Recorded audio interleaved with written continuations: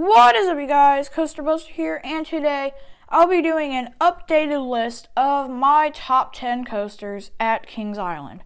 Now, I went to Kings Island yesterday with my friend for his birthday, and I had a complete blast. I got 3 new credits as Banshee, Mystic Timbers, and the Bat, which I thought I'd been on the Bat, but I realized that I've never been on it, as I didn't remember anything at all. I didn't remember where it was at or anything. But yeah, and I mean, some of these coasters that they have are just incredible. So let's go ahead and jump in. Number 10, we have Vortex. Now this one has gone down so far since my last list, which if you want to try to find it on my channel, you can't because I deleted it because I didn't have Banshee or Mystic Timbers in it. But yeah, I mean, I rode this once. It had incredible airtime on the first drop, but it was such a headbanger the whole time. I mean, it was unbearable. My ears were hurting. And I rode in the back, which is supposedly supposed to be one of the best seats because it's not really on a wheel seat because the wheels are way back. But yeah, I mean, I liked it, but it was just a headbanger. So number 9, we have the Racers on the blue side. Now the Racers is 2 credits, so I have them separated. I actually like the blue side better. My friend, he liked the red side because it was a lot smoother, but that's because we rode in the front row probably, and we did the back row on the blue side, which I got some pretty good airtime on the blue side, even though there's this one part where it was so painful and I hurt my back or something, it hurt, but I mean, it got better. But yeah, I mean, I personally do like the blue side better, but yeah. So number 8, we have Invertigo, the Vekoma Inverted Boomerang. Now, this was a surprise to me because this was actually pretty fun. I didn't think it'd be really fun. I thought it'd be pretty painful, kind of like actual boomerangs, even though I've never been on a normal boomerang, just from what I've heard. It was shockingly fun. I mean, the Cobra roll wasn't that snappy. The loop was pretty intense, especially when you go through it the second time you're going backwards. I thought that was really intense. And yeah, it's actually pretty enjoyable. So number 7 is Firehawk, the Vekoma Flying Dutchman. But yeah, I like this coaster. It's fun. And I love that loop because you're laying on your back and you just go through it on your back. It's so cool. It's such a unique coaster. The feeling is so cool.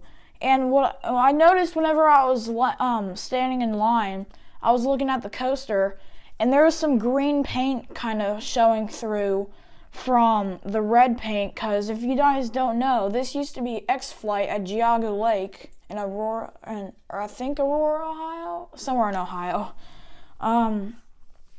But yeah, it kind of just lets you remember the past of this coaster, and it's actually really cool. But yeah, number 6 is Flight of Fear, the Premier Rides launch coaster, spaghetti bowl coaster, whatever you want to call it. Yeah, this was surprisingly a headbanger.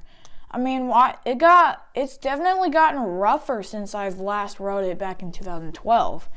I was surprised because I used to love this coaster. It was low-key my favorite because of all that that UFO and stuff. That's just awesome. I love the little kind of film that they have on the TVs. It's just cool.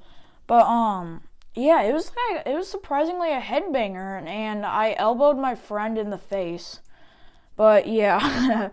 Number 5, this one really did surprise me. This is Backlot Stunt Coaster.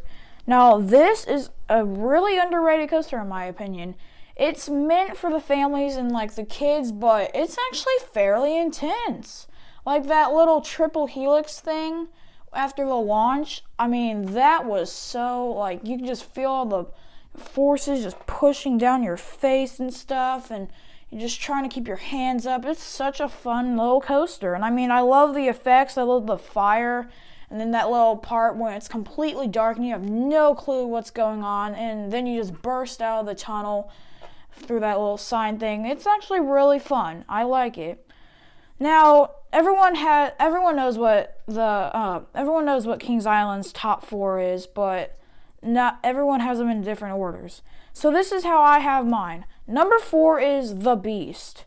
Now, I love this coaster. It's very scenic and it's very far away from the other rides. Like whenever you're on it, you just feel like you're alone, even though you got like 40 other people on the train, or like 39. I don't know. It's a long train. But yeah. I mean, you feel like you're away from all the city and you're just sitting there in the woods just speeding through. I don't like how they have the trim brakes on pretty much every drop, and it noticeably slows it down a lot. But I love that tunnel after the second lift hill. It's just awesome. You're just blowing right through it, and you got all the, like, it's got kind of a cool breeze kind of going, which is kind of cool. And then you do this giant helix and go back through it, and it's really fun. But yeah. Number 3 is Diamondback. Now, this has gone down, so you guys know what the top 2 is now, but what order is it? But yeah, Diamondback is the only B&M Hyper I've been on, and one of 2. The other's Magnum, which this is way better than Magnum. Magnum's fun, but it's got painful airtime. But I kind of figured out that if you hold up your lap bar under your legs, it's not that bad, but that's not important. But yeah, Diamondback's really fun. It's got so much airtime, the most airtime out of any steel coaster in the world. It's not really ejector, which I like ejector or kind of Flowjector, but this is floater airtime, which, I mean, yeah, it's alright, but I'd prefer ejector airtime.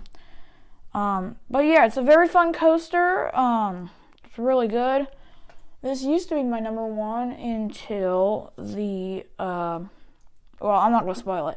Number 2 is Banshee. This is my favorite inverted coaster. Now, I've been on 2 B&M inverts, as Raptor and Banshee. I'm not gonna lie, I was kind of having trouble seeing which one I like better, Raptor or Banshee. But then I rode Banshee in the back row, which I thought was better than the front row, which is weird, because I thought, like, Raptor's better than the front. But Banshee was awesome in the back. It was so fun. Oh my gosh. It was amazing. This is my friend's favorite steel coaster.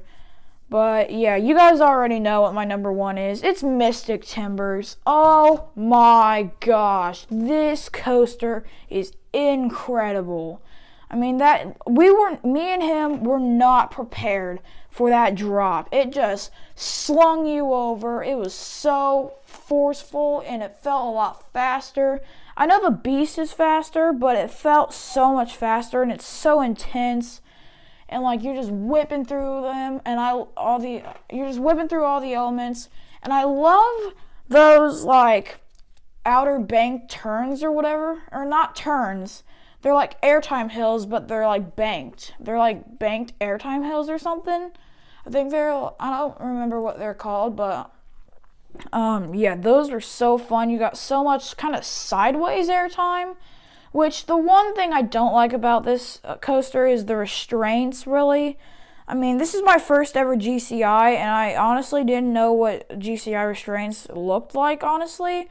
But, I mean, I'm not a huge fan of them. They kind of lock down on you.